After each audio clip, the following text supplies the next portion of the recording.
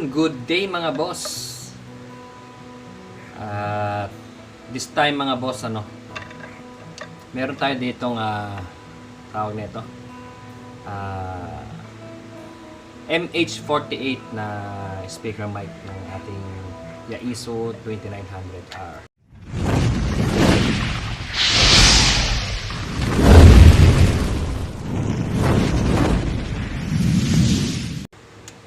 So ang problema dito mga boss is kung nakikita nyo to, ayan no. So ano na siya, natanggal na yung cover. Tapos dito, ayan no. So nabalatan na. So usually kasi mga boss, ito kasi yung madalas problem natin sa mga spiral na cable ng ating mga speaker mic.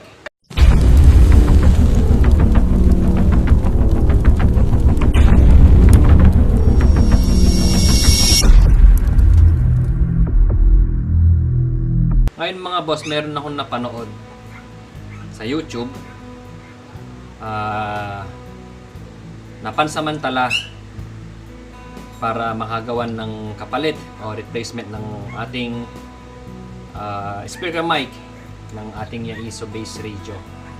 So shout out nga pala kay boss Christian Palaming. So shout out sa iyo boss at salamat sa video mo. Ito yung kanyang YouTube channel mga boss, oh. Ito, ayan. So, dahil sa kanya boss, naisipan ko rin gawin yon, gayahin. No? Kaya, sa mga tutorial ni Boss Christian Palaming, marami kayong matututunan dun boss. So, gaya ako, bilang amateurista rin, instead na bili ng bili, bakit hindi rin natin gawing mag-DIY, di ba? Yan ang mga ng amateurist DIY. Although meron akong nabili na may nabili na ako sa Lazada. So nabili ko to as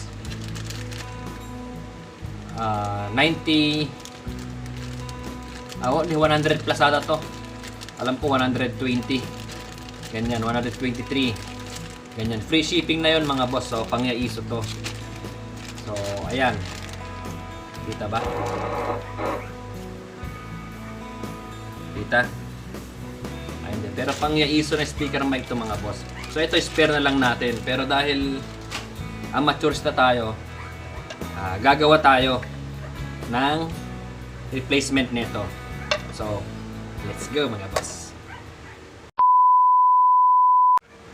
Ayun mga boss, oh. So, ang gamit natin dito na kable is Belden. Belden siya na data cable mga boss. Wow! So, bale, pag sinabi mo kasing data cable, usually 8 wires yan. So, ang ginawa ko, tinanggal ko na yung dalawa, yung isang pair, para maging 6 wires lang siya, 6 pin. Kasi yun lang yung connector ng ating ng cable sa ating speaker mic. So 6 pin lang yan mga boss, medyo malabo. So 6 pin connector lang siya. So sira na rin pala to. RJ12 na connector, ito yung tinatawag nilang long body. Pero karamihan kasi mabibili natin dito RJ12 na short. So ito siya mga boss, ayan. Ayan siya, ayan. 6 pin na short lang yung body niya. Although na-crib ko na pala ito mga boss, na-crib ko na. O, ipapakita ko na lang sa kanya kung paano yung mga connection na gagawin natin. Isa pang kailangan natin mga boss is kailangan natin ng micro JST na socket. So 6 pin socket to mga boss. So nabili ko to sa Lazada. 20 pesos isa sa Lazada. So kumuha na ako ng 6 nito. Oo, 6. Free shipping na rin yun mga boss. Siyempre kailangan din natin ng shrinkable tube.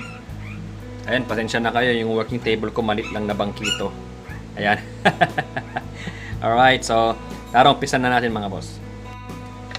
So yun mga boss, no? So ito yung ating speaker mic. So bubuksan na natin.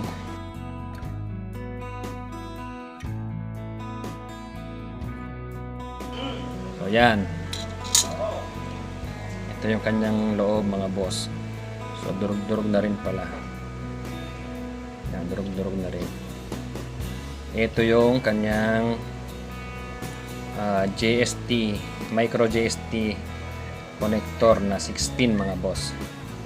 So tanggalin lang natin to mga boss ha. So yun mga boss, no, nabaklas na natin. So ganito lang ang connection nito mga boss, no.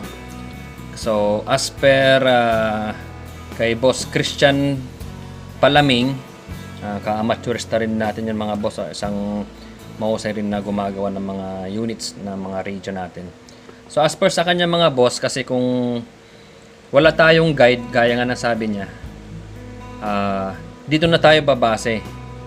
So balik mga boss, kasi ang connection nito is straight through lang lahat. Wala siyang crossover, hindi kagaya sa mga internet connection or LAN connection na merong crossover na naka ganyan sa magkaibang pin. Ito mga boss, itong ating connection sa PTT papuntang radio is straight through lang siya mga boss. Kung titignan nyo sa bale paharap to boss yung mga gold pins niyan dapat nasa baba. So para malaman nyo na straight through lang siya ganyan. Kung ang first pin nyo is yung kanan, so blue, dito sa RJ12 blue rin dapat siya. Blue rin yung una nyo. So from ano tayo from right to left. So ganyan. Blue, white, black, red, gray at saka green. So yun po mga boss yung pagkasunod-sunod niya.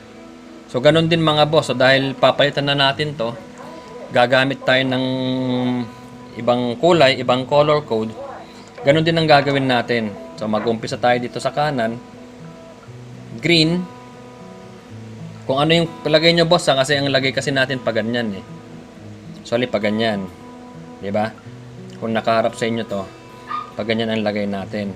So bali yung pinaka-guide natin boss sa is eto. Yung parang dalawang ipin na yan. So umpisa tayo sa kanan. So mag-iiba tayo ng color code mga boss. So ganun lang din sa UTP natin.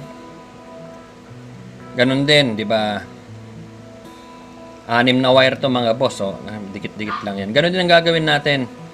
Kung orange, dito na tayo babase. First linya natin is ganun lang mga boss, straight connector lang, straight through lang siya, sorry. Straight through lang siya mga boss. So bubuksan natin to. Kasi ang gagawin ko ng basehan dito mga boss is from right, green, tapos white green, then orange, tapos white orange, then blue, tapos white blue. So ganun ang gagawin kong connection nito mga boss. Kasi yun yung nakapining sa akin dito. Ayan siya. So gagayahin ko lang to mga boss. Green, white green, green, white green, blue, white blue, orange, then white orange po. From ano po yan From right to left. So dahil meron na akong na-crimp, igagaya ko na lang siya rito. Although magkaiba siya ng color code, hindi pare-pares, pero straight through lang ang gagawin natin dyan mga boss. So tara, ihinang na natin. Approximately 10 hours later. So ayun mga boss, no, nahihinang na natin. Hindi ko na naipakita sa inyo mga boss, no, pasensya na kung paano ko nagawa, kasi hindi ako marunong maghinang ng ng hawak ko lahat yung wire tsaka yung LED. Tapos andito yung panghinang, kaya pinatong-patong ko lang. But anyway, importante basta naikabit natin. So ganito lang ginawa ko mga boss. Straight through lang siya. Kumbaga kung ano yung pagkasunod-sunod nito na kulay, pero hindi na tayo dito babase boss dito lang tayo babase. Kung ano yung pagkasunod-sunod nito na kulay, yun din yung nasa top ng aking connector. So, kung mapapansin nyo, ito po yung lock. Kung ano po yung kulay na nandito sa kanan ko, ito green, tapos white, green, green, white, green, blue, white, blue, orange, white, orange. Ganon din po dito. Dito mga boss, ganon din siya. Ayan, so green din dito. Sa tandaan nyo boss ha, yung lock is nasa taas. Pag susundan nyo boss, para straight through lang siya. Kasi pag ikakabit natin sa radyo to pababa, pa ganyan no. Pa ganyan. So, yan ang guide nyo mga boss. Ano, color coding lang siya. Green, dito sa kanan, green, white, green, blue, white, blue, orange, then white, orange. So, ganun din dito mga boss. So, green, white, green, blue, white, blue, tapos orange, and then white, orange. Yan po yung pagkasunod-sunod niya mga boss. Ayan no. Kung titignan nyo sa dulo. Ayan. So, parang ang lumalabas is, ito yung green, ito yung white, green, ito yung blue, ito yung white, blue, then ito yung orange, at saka yung white, orange. So, ganun lang mga boss. So, subukan natin kung gagana. So, yun mga boss, no? So, naikabit na natin siya. So, ito yung ating luma. So, ito yung ginagawa natin kanina. Actually, ito na yung pangatlong ginawa ko mga boss pangatlo. So meron akong nagawa, yung pinakita ko kayo ng isa. Ito yon, isa, at saka itong nakabit. Yan, so kung mapapansin nyo, naka UTP cable na rin yan. So ayan siya mga boss. So okay naman mga boss, pa-function naman lahat. Up, down, left and right, button. Ayan. Left and right, PTT. Ano ba to? Squelched. Ayan. So, channel 1. Enter. Gana. So, punta tayo sa channel mode. Ayan, BFO. 1, 2, 3, 4, 5. So, nagana yung mga keypad niya mga boss. 0. Ayan. So, yun lang mga boss. At least meron tayong spare na gamit. Balik natin sa channel mode.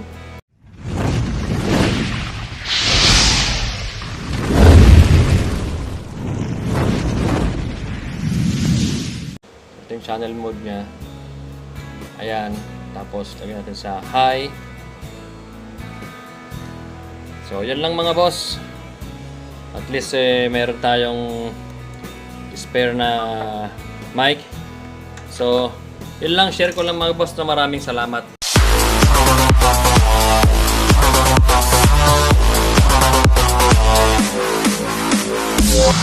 And once again, shout out kay Christian Palaming. Sa kanya ko napanood tong tutorial na to.